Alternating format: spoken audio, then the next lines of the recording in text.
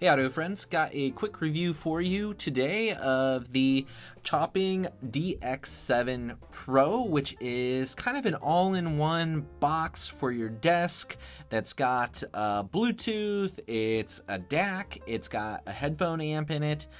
So we're going to talk about how this thing works and whether maybe or not it could fit into your system or not. Now, to keep this on the shorter end of things, or if you don't want to spend a ton of time watching the video, basically I can sum it up as it is probably what you would expect from an all-in-one topping product, which means it's very clean, it's very neutral, it's very flat, and it doesn't excite me a ton, but it does function relatively well if it fits your use case, and it's also pretty well built and designed. So let's dig into that a little bit more. First, we'll take a little bit of a tour with the device here, and I'll kind of show you inputs, outputs, all that stuff, and we'll talk about build and things like that a little bit here. So this, I got the black. It comes in silver as well. It's a nice looking product like most of the topping stuff. I mean, I always really kind of like the way they look. They're pretty unassuming. They're very well put together, and the fit and finish is all really, really good. You can see that this guy has a screen in the front here, you know, that tells you what your inputs are, outputs, decibel levels, things like that. You know, anything that you need to know pretty much. You've got a multi-function button here, which serves to turn the unit on and off and to change the inputs. And then on the front, you can see we've got 4.4 and 4-pin balance, and then a 6.3 single-ended port. Now, the multifunction button doesn't do a whole lot, so you pretty much have to use the remote here. And the remote, you know, is just one of these typical Chinese plastic remotes. It's not super intuitive to use, but we'll talk more about that here when we get into it. But you need the remote to control it, I guess, is what it comes down to. Okay, flip around on the back. You can see you got quite a bit of stuff going on the back here. Balanced out, single-ended out. You got the HDMI. I can't remember what that thing is called, but it's not HDMI, but you know, the other thing that kind of uses the same style. And AES maybe is what? No, there's AES over here. I can't remember what that's called. I don't know. I'll have to look that up. IIS, I guess, is what that's called. IIS. I've never used that connection before. You've also got, of course, the Bluetooth antenna, coax in, USB in, and AES in, which again is another thing that I haven't ever used myself.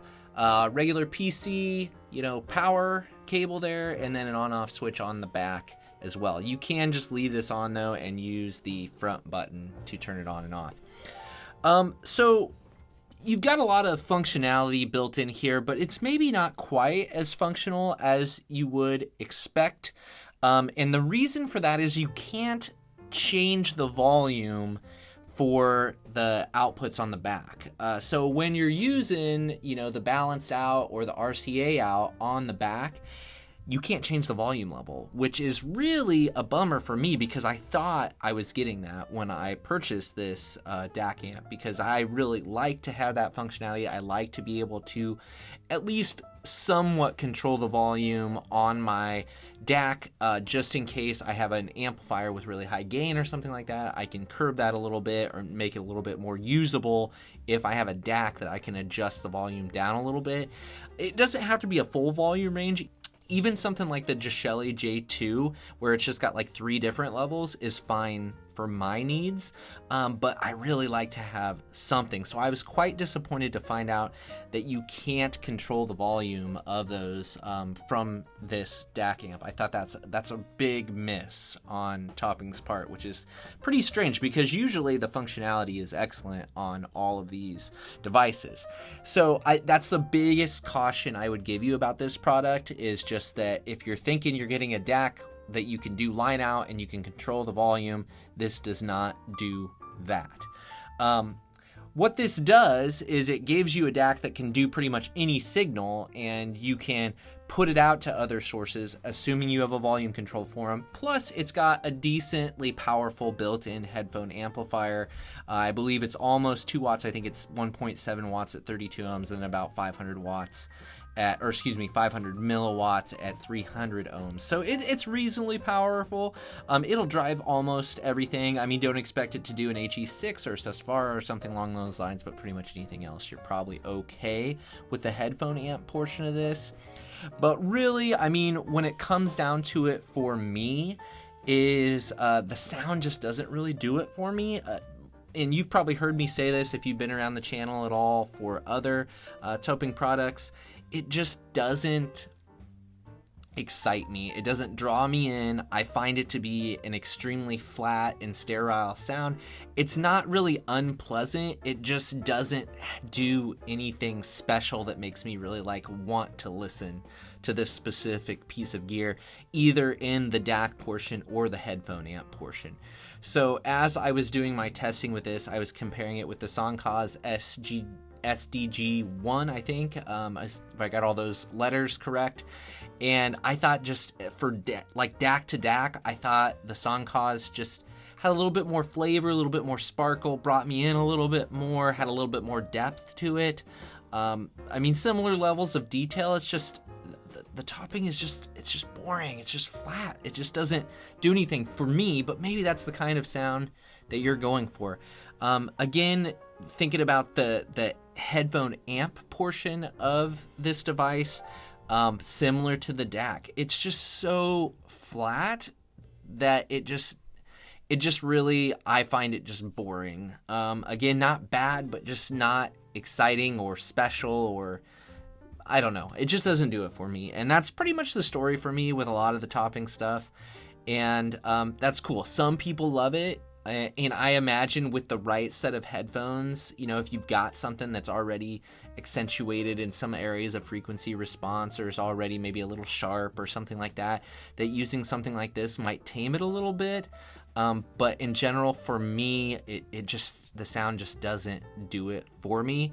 And so my main comparison amp-wise for this was my Gen 1 Schiit Mjolnir, which, you know, I was trying the DAC from the topping here going into, you know, I was using the headphone out, the 4-pin on this, and then I was also running it into the Mjolnir, and I was switching back and forth that way.